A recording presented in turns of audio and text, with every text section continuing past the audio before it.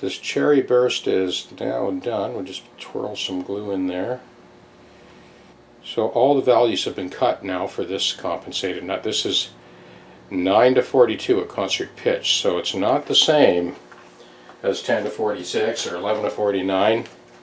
There are some subtle differences that make the difference between it being almost in tune or perfectly in tune.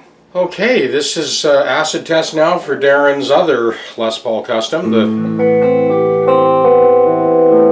A minor 9 chord, first position, A minor 9 chord, identical chord, 1 octave higher.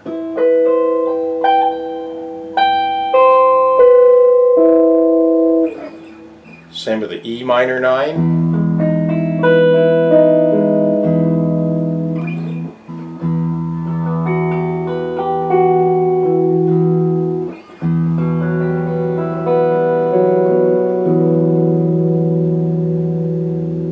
D chord.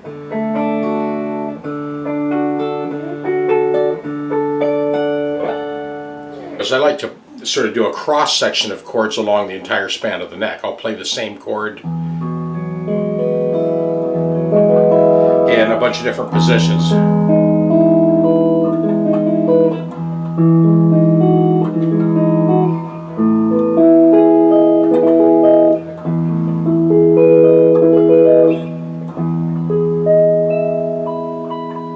And of course we played tenths before.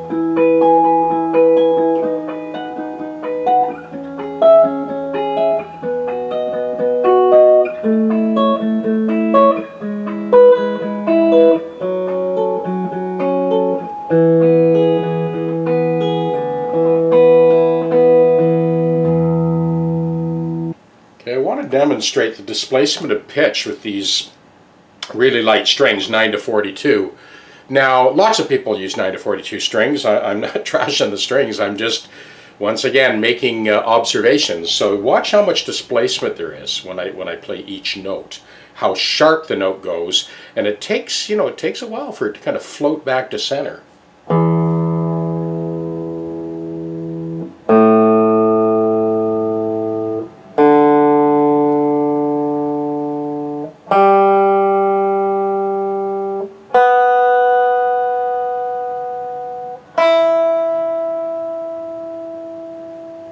The point I'm trying to make with these light strings is that, yeah, it's possible to be just as accurately in tune. All those, repeated chords in different positions.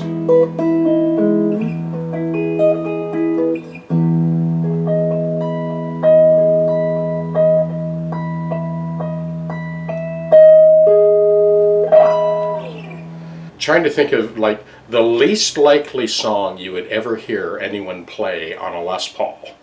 And of course, it's always that first position, the first 5 frets. So I thought, okay, well, who is the undisputable master of the first 5 frets as a songwriter? Well, I think James Taylor pretty well takes the cake, right? I'm just going to play through the opening progression of Your Smiling Face. So.